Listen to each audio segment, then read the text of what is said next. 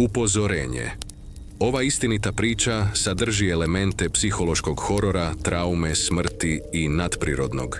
Može biti uznemirujuća za osjetljive gledaoce. Preporučuje se diskrecija i slušanje u tišini, uz slušalice, u mraku. Negde između guste šume Tare i mirnih voda jezera Zaovine, pod težinom borova i magle koja ne odlazi ni tokom leta, stajala je stara drvena vikendica. Vreme ju je prekrilo pepeljastim tonovima, a borovi su je skrivali kao da su je čuvali od pogleda, ali i od zaborava. Tu su svake druge nedelje dolazili Marko i Ivona Petrović, bračni par iz Užica, bežeći iz sivila svakodnevice. Sa njima je išao i njihov sin, 5-godišnji Nikola, dete nemirnih očiju, ali čudne tišine. Bio je jedno od one dece koja previše primećuju, ali premalo govore. Za Nikolu vikendica je bila bajka, za Ivonu disanje, a za Marka samo prilika da pije bez komentara. Te večeri sredinom jula Ivona je morala ostati u Užicu zbog neodložnog posla. Marko je odlučio da ode sam sa sinom.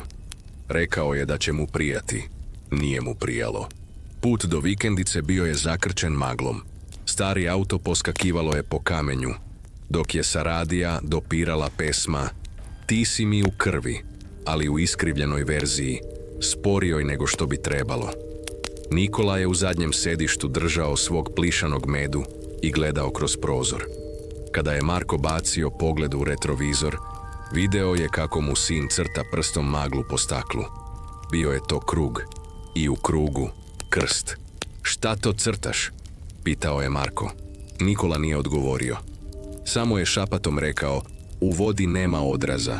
Marko se trgnuo, nasmejao se na silu. Verovatno je pogrešno čuo. U vikendici su raspakovali stvari.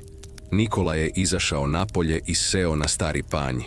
Crtao je kredom po kamenom stepeniku. Marko je sedeo na tremu sa flašom rakije u ruci. Prvi gutljaj je bio gorak, drugi lakši, treći kao povratak. Pogledao je Nikolu. Dečak je završavao crtež. Marko se nagnuo da vidi. Na crtežu jezero. Ali voda nije bila plava. Bila je crna. I iz crne vode ruka. Iz nje je figura sitna sa belim očima, bez zenica. Nikola je tiho rekao: "To sam ja, ali neću biti sam." Marko je osjetio kako mu se rakija vraća iz stomaka. Ruke su mu zadrhtale. Pokušao je da se nasmeje. Ajde, crtanje pa spavanje. Sutra ćemo pecati." Nikola nije odgovorio. Samo je ustao i otišao iza kuće. Marko je ostao sam na tremu pod neonom od meseca. Niko ne zna tačno koliko je prošlo. 5 minuta, 30. Marko je dremuckao, pogled mutan, telo olovno. Tišina je bila gusta, neprirodna, nema zrikavaca, nema vetra, samo muk. Ustao je i odmah osjetio, nešto nije u redu. Istrčao je iza kuće. Došao do obale. Nije video Nikolu, samo par patika. I u nešto dalje na površini plišani meda. Plutao je kao brodić bez pravca. Marko je skočio u vodu. Vikao, ronio, tražio. I onda ugledao telo. Nikola je ležao licem okrenutim nadole, blizu obale. Izvukao ga je. Položio ga je na travu. Pokušao reanimaciju. Dete nije disalo. Oči poluotvorene. Taj krik koji je Marko pustio tada nije bio ljudski. U Užicu je sunce tog dana sijalo nepristojno jako. Bela, mala kovčeg kutija bila je okružena cvećem koje nije mirisalo. Sve je bilo previše tiho, previše uredno. Kao da grad pokušava da ne primeti šta se dogodilo. Ivona je stajala pored sanduka, nepomična. Nije plakala. Pogled joj je bio prazan. Kada je Marko pokušao da je dodirne, trzala se. Njen pogled nije bio običan. U tom pogledu bilo je nešto zastrašujuće, kao tiha osuda, ali i nešto još dublje. Mržnja. Niko im nije prišao nakon sahrane. Ispraćeni su bez reči. Kao da ih se svi boje. Kod kuće tišina. Ne ona spasonosna, već ona koja je preglasna. Tišina koja vrišti. Ivona i Marko nisu više razgovarali.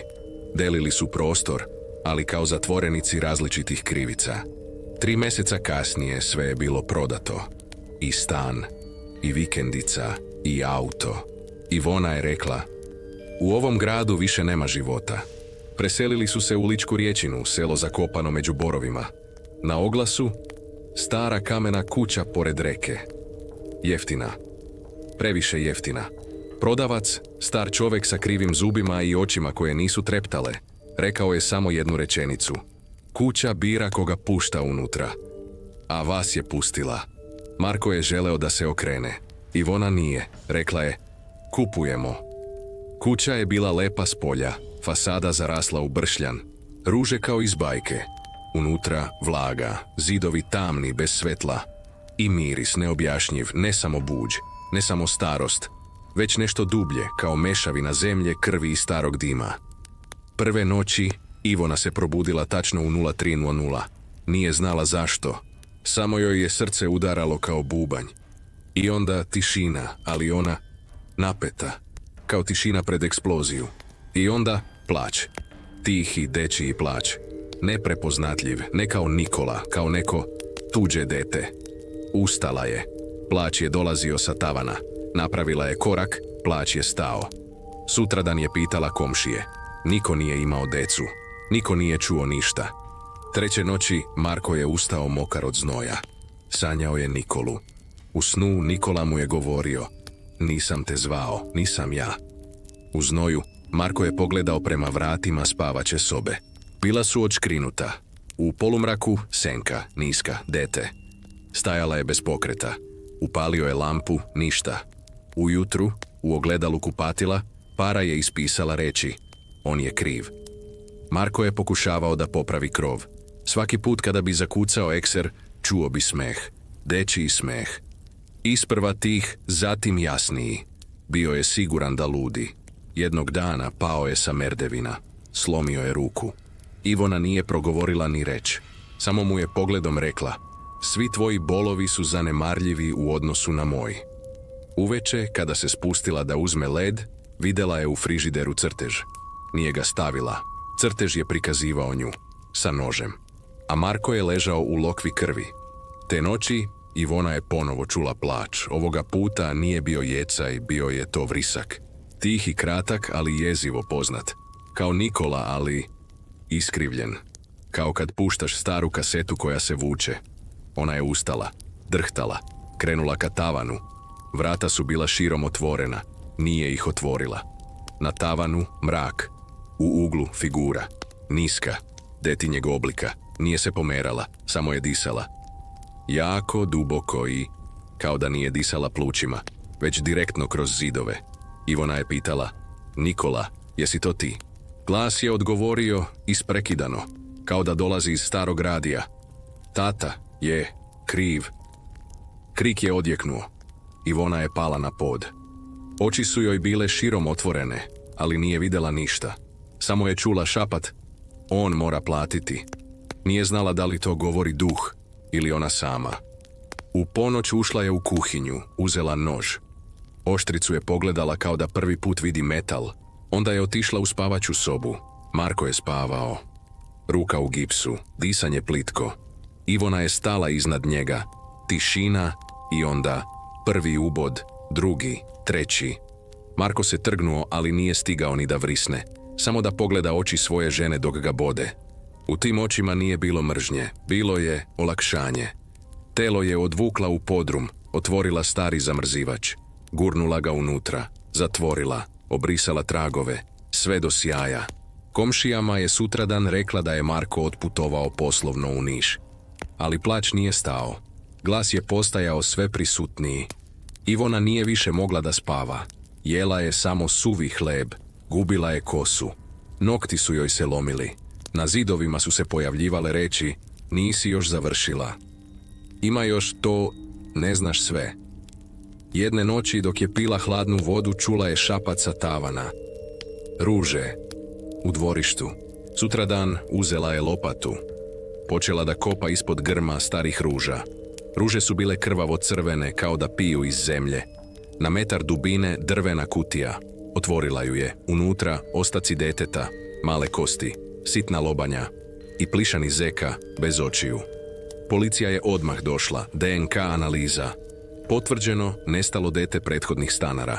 Otac Jovan, uhapšen, čutao. U zatvoru nije izgovorio ni reč. Milena, njegova žena, puštena zbog nedostatka dokaza. Ali ništa nije prestalo. Ivona je svake noći sanjala dete koje stoji kraj njenog kreveta. Ne Nikola, već neko drugo dete, sa licem prekrivenim tamom, samo oči svetle. I govori, on je bio zver, a ti si alat. Jednog jutra Ivona je našla papirić pod krevetom. Na njemu detinjim rukopisom. Sada si i ti kriva. Počela je da gubi dodir sa stvarnošću. Više nije znala da li razgovara sa sobom, sa Nikolom, sa mrtvim detetom, sa duhom ili sa sopstvenom krivicom. U ogledalu nije više vidjela sebe, već ženu bez lica. Te posljednje večeri sela je za sto. Pogledala nož. Taj isti nož. Urezan u drvetu stola ispod sloja laka bila su urezana slova. Ponavljat ćeš me dok me ne razumeš. Ivona je zarezala vene. Polako, tiho, bez histerije. Kao da je to samo deo recepta koji mora ispoštovati. U zatvoru Jovan je pronađen mrtav, lice izobličeno, nokti polomljeni. Uzrok smrti, gušenje, kao da je živ zakopan. Policija je pronašla tela Marka i Ivone. Kuća je zatvorena. Oglas za prodaju uklonjen posle jednog dana. Kažu da su je kupili mladi bračni par iz Novog Sada. Kažu da su čuli plać deteta. Ali sada kažu, nešto se promenilo. Senka više nije niska, Senka više nije dete. Sada ima figuru žene. I čeka sljedeću majku.